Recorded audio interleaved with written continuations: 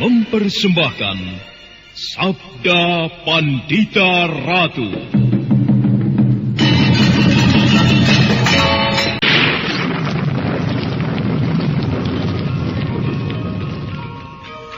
Sabda Pandita Ratu.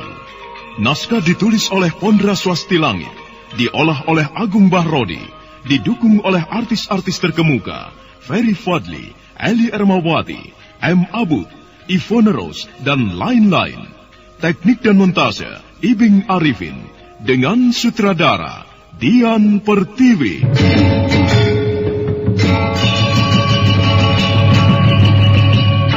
Sabda Pandita Ratu. Kali ini dalam episode ke-23 dengan judul Hantu Nusa Kambangan. Silakan Anak Ngger. Wah, bagus sekali. Serat apakah yang dipergunakan sebagai bahan ini, Paman? Cambuk ini telah berusia ratusan tahun, Anak Ngger. Dengan demikian, aku tidak tahu dengan pasti apa bahan yang dipergunakan untuk membuat cambuk ini. Bukan main. Nampaknya ini benar-benar sebuah cambuk yang dahsyat. Segala sesuatu yang dihantam oleh cambuk ini tentu hancur lumat menjadi debu. Gunung dilecut gunung menjadi gugruk. Laut dilecut laut pun asat. Ikan-ikan akan menggelepar. Tidak, Anak Ngger. Anak Ngger membuat perumpamaan terlampau berlebihan. Tetapi senjata ini lentur sekali, Paman Lare Angon. Di samping lentur dan luas, juga jangkauannya lebih panjang daripada pedang atau senjata yang lain. Dengan menguasai sifatnya, senjata ini bisa dipergunakan untuk merebus senjata lawan, menjahat kakinya, dan dengan tarikan sendal pancing, membuat lawan jatuh terlentang. Apalagi jika dilecutkan dengan kekuatan sepenuhnya, suara ledakannya tentu mampu merobek gendang telinga. Iya, ternyata kaulah yang justru tertarik, Badrawati. Bolehkah aku mencobanya, Paman Gelung Keling? Silakan, Anak Ngger Badrawati. Badrawati mengurai ujung lilitan cambuk, memegang pangkalnya dengan pegangan yang kukuh. Badan cambuk kemudian dipelurutnya hingga ke ujung yang semakin mengecil. Karah-karah baja yang tersentuh tangannya terasa dingin. Siapapun yang terhantam oleh senjata itu, bisa dijamin tubuhnya akan terkoyak. Badrawati segera mempersiapkan diri dengan sebaik-baiknya. Paman Gelung Keling? Bagaimana, Anak Ngger? Boleh aku meminjam sasaran? Maksud Anak Ngger? Batu gilang itu akan aku jadikan sasaran cambuk ini, Paman. Silakan, Anak Ngger. Aku akan menjadikan batu gilang tempat duduk itu sebagai sasaran. Iya!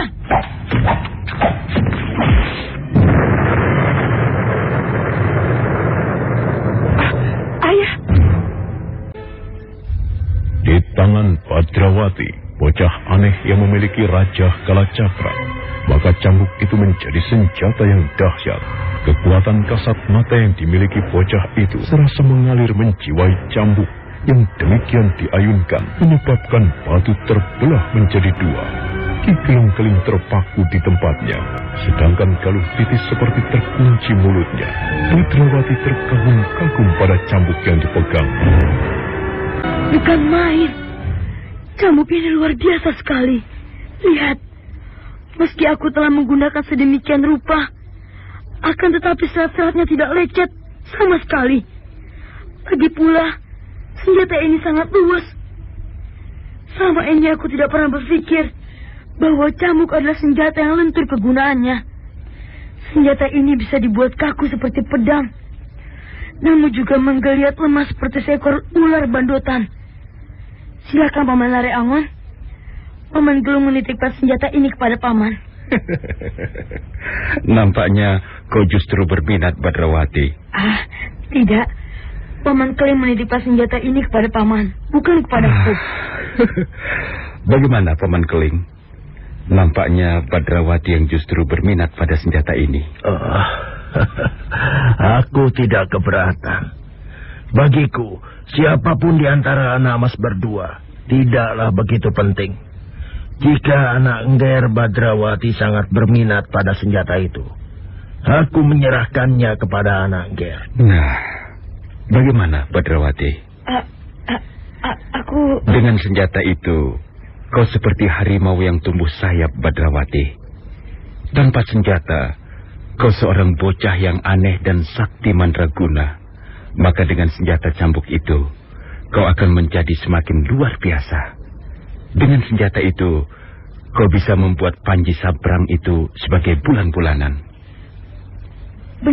Benarkah Paman ikhlas menitipkan senjata ini kepadaku? Aku bersungguh-sungguh, anak Engger. Aku benar-benar ikhlas menyerahkan senjata itu kepada anak Engger. Baiklah. Aku terima cambuk ini, Paman. Akan tetapi, Paman sekedar menitipkan. Kelak senjata ini akan kukembalikan pada Paman. Terserah, anak Engger. Aku hanya berpikir senjata itu tidak boleh tidur. Senjata itu harus bermanfaat untuk membela kebenaran, melawan kejahatan. Maka demikianlah, pertemuan di dalam sangkar Kanuragan itu telah usai. Badrawati dan Lare Angon telah kembali ke dalam bilik yang khusus disediakan untuk mereka. Tinggal Galuh Titis dan ayah kandungnya yang masih berada di tempat itu.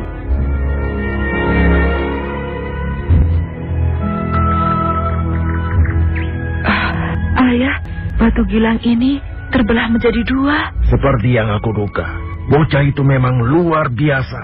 Tidak ada bedanya aku menyerahkan senjata itu kepada Lare Angon atau Badrawati. Tetapi dengan cara bagaimana Badrawati itu mampu membelah batu ini? Seperti yang aku dengar dari Bapak Brahmana Lokawi ketika dulu beliau singgah di tempat ini, Galuh Titis. Orang-orang yang memiliki Raja Kalacakra adalah orang-orang yang luar biasa. Dengan munculnya raja itu di tangannya, maka dengan sendirinya ia menguasai ilmu kanuragan yang dahsyat, tanpa harus belajar atau berguru pada siapapun. Dengan demikian, Badrawati dan Lare Angon itu termasuk orang-orang ajaib. Boleh dikata demikian, Galuh Titis.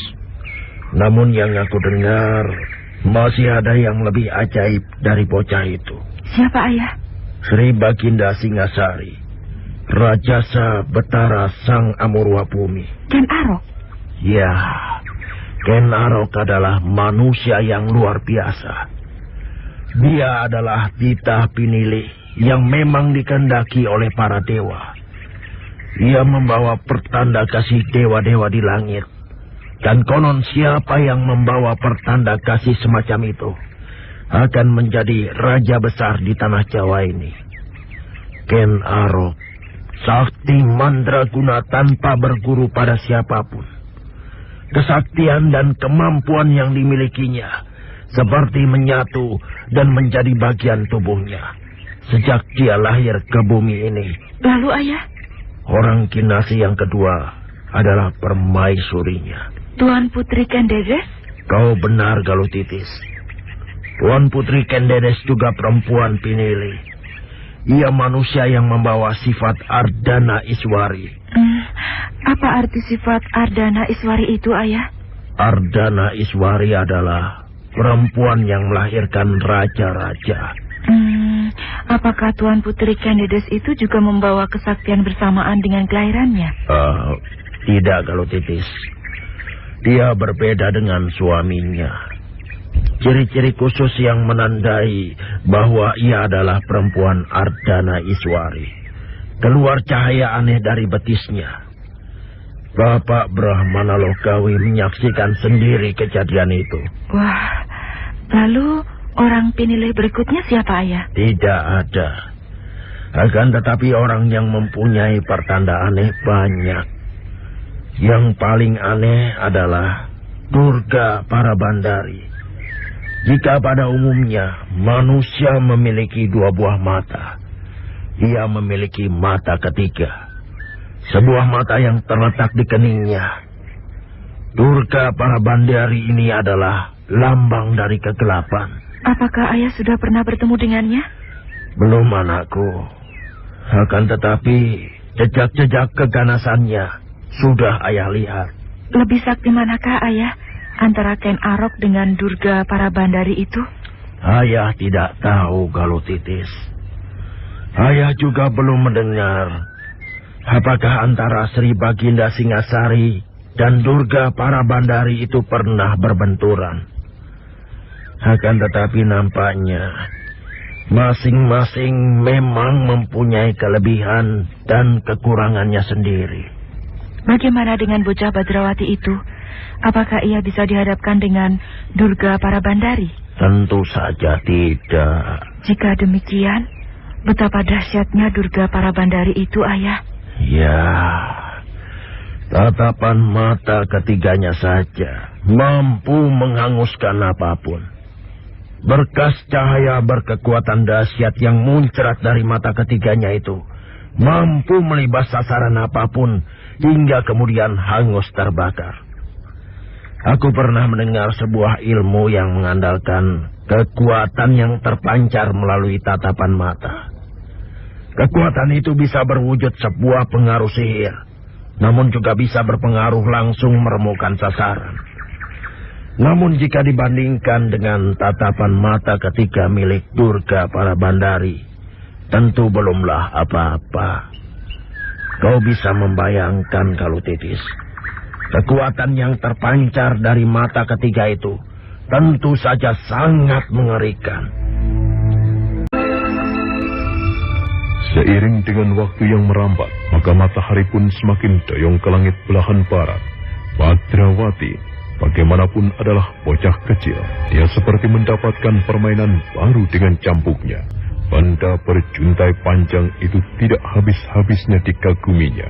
Namun sekali waktu, Badrawati tiba-tiba digoda oleh sebuah pertanyaan. Sampai kapan? Apa yang sampai kapan, Badrawati? Sampai kapan kita bermain petak umpet seperti ini, Paman Lare Angon? Aku tidak jelas, Badrawati. Mestinya pertanyaan itu juga singgah di dalam hati Paman. Sampai kapan kita harus bermain-main dengan permainan yang ada kalanya terasa tanpa ujung dan pangkal ini? Jika pertanyaan itu muncul, tentu ada alasannya. Cobalah kau uraikan, Badrawati. Apa alasanmu hingga kau bisa bertanya seperti itu? Adik bayi itu masih kecil, Paman. Iya, lalu? Bukankah kita harus menjaga sampai adik bayi itu dewasa dan kemudian mampu dihadapkan sendiri dengan si mata tiga itu? Berapa tahun itu artinya, Paman? Lama sekali. Itukah yang kau pikirkan, Badrawati? Apakah hal itu tidak sempat terfikir di benak Paman? Sudah pernah aku pikirkan, Badrawati. Akan tetapi, aku tidak memandangnya sebagai perjalanan waktu yang terlampau lama dan menjemukan. Tetapi, iya, sebagai sebuah keharusan. Seandainya saja... Seandainya bagaimana, Badrawati? Paman pernah mendengar bahwa suatu hari kayangan yang menjadi tempat bersemayam para dewa diserang oleh raksasa yang menginginkan mengawini bidadari. Kisah apa pula itu? Kayangan kalang kabut. Lalu tampillah seorang bocah, bahkan masih bayi, yang sanggup menghadapi dan kemudian membunuh raksasa itu. Bayi itu adalah anak Arimbi. Antara adik bayi Parameswara dan kisah bayi anak Arimbi yang bernama Tutuka itu ada persamaan dan juga ada perbedaannya, Paman. Yang sama adalah bahwa pelaku utamanya adalah sama-sama masih bayi.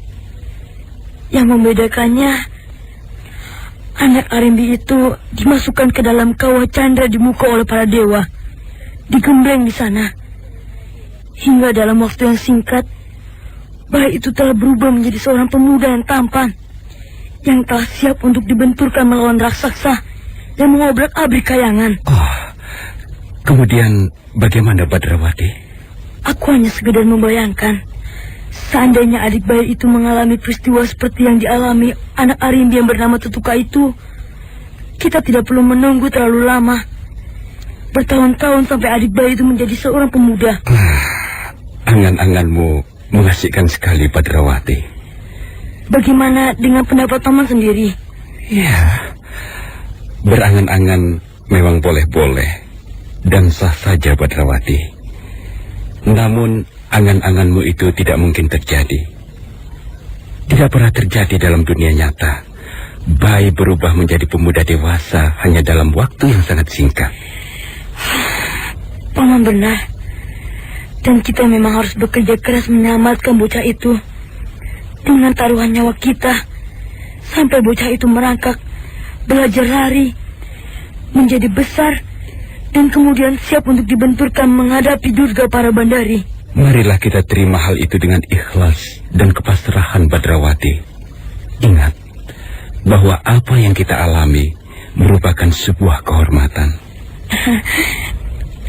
Adakala aku berpikir apa yang kita alami ini merupakan sebuah kemalangan, Paman. Sebuah nasib sial. Aku masih anak-anak.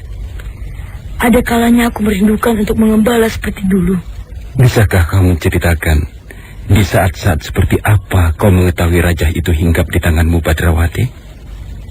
Kita selama ini telah bersama-sama. Akan tetapi belum pernah kau sekalipun bercerita tentang orang tuamu. Kalau kau punya kakak, bagaimana dengan kakak-kakakmu atau adik-adikmu? Aku tak mempunyai mereka yang Paman sebutkan itu. Aku melihat kau berbohong. Aku tidak ingin bercerita dengan Paman.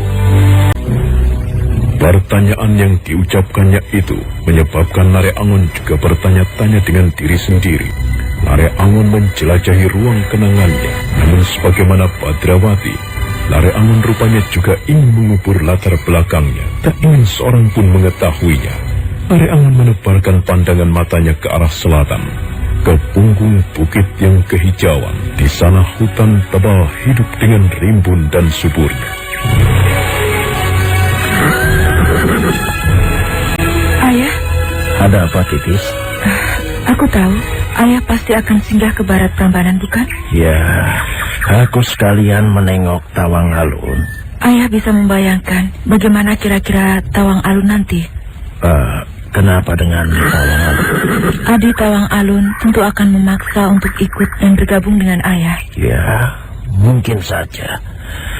Lalu kenapa? Apakah Ayah tetap berkeputusan aku tidak boleh menemani Ayah dan kedua orang tamu kita itu? Pertimbangkanlah sekali lagi, Ayah. Sebaiknya kau jangan ikut. Bagaimana dengan Sawung Songo? Kakang Sawung Songo tentu tidak apa-apa, Ayah. Jangan.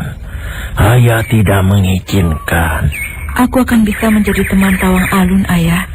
Ia dalam keadaan sangat sedih karena kehilangan ayahnya. Tanpa siapa-siapa bisa menyebabkan gadis itu kehilangan akal. Aku akan menjadi teman berbincang yang baik untuknya. Di samping itu... Samping itu apa? Aku mempunyai sebuah rencana. Rencana apa? Tawang Alun sekarang menjadi gadis sebatang kara, Ayah. Tiba-tiba aku membayangkan, alangkah baiknya seandainya aku bisa menggiring Tawang Alun untuk merasa tertarik kepada pemuda itu. Demikian juga dengan sebaliknya. Maksudmu? Sudah jelas, Ayah. Jangan. Mengapa? Kau bermaksud menjodohkan Lare Angon dengan Tawang Alun, bukan? Iya. Dengar kalau Titis. Kedua orang itu adalah jenis orang yang sedang ameng-ameng nyawa. Artinya, mereka sedang bermain-main dengan nyawa. Bermain-main dengan kematian. Kedua orang itu sedang mengemban tugas yang sangat berat, yang taruhannya adalah nyawa. Keduanya bahkan sadar sepenuhnya jika mereka akan berhadapan dengan kemungkinan kehilangan nyawa dalam melaksanakan tugasnya itu. Yang menentukan hidup mati seseorang itu bukan perempuan bermata tiga itu, Ayah. Akan tetapi para dewa di langit. Boleh jadi demikian, Du. Akan tetapi aku mempunyai perhitungan bahwa kedua orang itu benar-benar ameng-ameng nyawa. Baiklah. Kalau begitu, aku akan ikut hanya sampai di Prambanan saja. Lalu? Aku akan membawa Tawang Alun kemari. Jika ia sendirian di sana, maka ia berada dalam bahaya. Bahaya itu justru datang dari dirinya sendiri.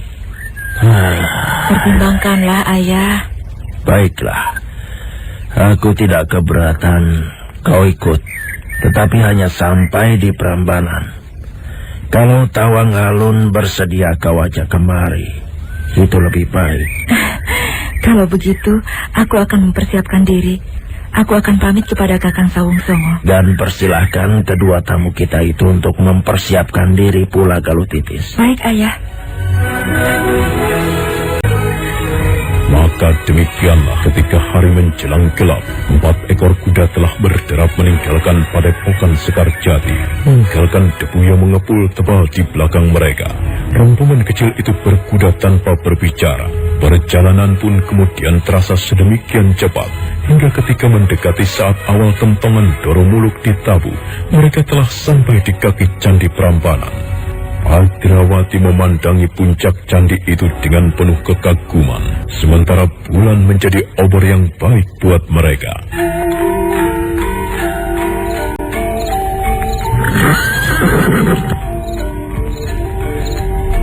Bukankah tadi pagi kau melewati tempat ini, Badrawati? Melewati, akan tetapi tidak sedekat ini, Paman. Kesan aku dapatkan sangat berbeda, Paman Lare Angon. Apa kesan yang kau dapat? Kalau siang, nampak wajar saja meski kesan megah itu masih tetap menjamah. Namun jika malam seperti ini, aku merasa seperti di sarang hantu. Ini bukan sarang hantu, Badrawati. Akan tetapi tempat pemujaan, tempat upacara keagamaan. Siapakah yang membangun candi ini, Paman? Ya, bertanyalah kau kepada Paman Gelung Keling. Bagaimana Paman Gelung Keling? Bisakah Paman bercerita siapa yang membangun candi ini? Atau siapa tahu Paman malah tahu siapa yang merancangnya, membuat candi yang meruncing ke atas seperti itu. Tentu bukan pekerjaan yang sederhana. Ada 2 wangsa yang berkuasa di wilayah ini pada zaman dahulu, Anangger. Wangsa yang pertama adalah Wangsa Sailendra. Dan wangsa yang kedua adalah Wangsa Sanjaya. Mereka menyelenggarakan pemerintahan di wilayah ini dengan bergelar Rakai. Rakai? Benar, Anangger. Rakai adalah sebutan untuk para raja zaman itu. Di antara para Rakai itu, yang paling terkenal adalah Rakai Pikatan. Ada juga Rakai yang telah menjadi manusia setengah dewa yang bernama Rakai Walaing. Atau lengkapnya adalah Rakai Walaing Pukumbayoni dengan permaisurinya yang bernama Maharani Sri Sanjaya Warsa. Di antara 2 keturunan atau 2 wangsa tadi saling berkuasa silih berganti. Dan karena perebutan kekuasaan yang terjadi, menimbulkan peperangan dan jumlah korban yang tidak terbilang. Namun, tidak bisa disangkal bahwa mewakili zamannya, kedua garis keturunan Sailendra maupun Sanjaya itu membuat candi-candi sebagai tempat peribadatan mereka. Candi yang paling megah ada 2, yaitu Swambara Budura dan Candi Prambanan ini. Dengan cara bagaimana mereka membangun candi ini? Lihatlah Paman Keling, bentuk candi yang menjulang tinggi. Jelas bukan pekerjaan yang mudah. Itulah yang menyebabkan aku tak habis-habisnya mengagumi hal itu, Anangger. Dalam angan-anganku, tempat ini dahulu kala tentu riuh sekali oleh para kaula yang bersatu padu dalam membangun dan berusaha mewujudkan candi ini. Demikian juga dengan Swambara Budura, Paman. Candi itu juga sangat megah dan sangai. Aku melihat sesuatu.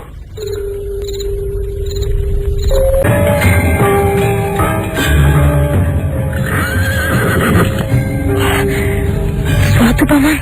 Iya, nampaknya ada orang lain selain kita yang berada di candi ini. Kisanak melihat apa? Meski sekilas, aku melihat ada percik cahaya api di sebelah sana. Aku juga melihat hal itu. Kalau begitu, mari kita gitari dari sebelah kiri. Nah, saudara pendengar, bagaimanakah kisah selanjutnya? Ikutilah terus serial Sandiwara Radio, Sabda Pandita Ratu.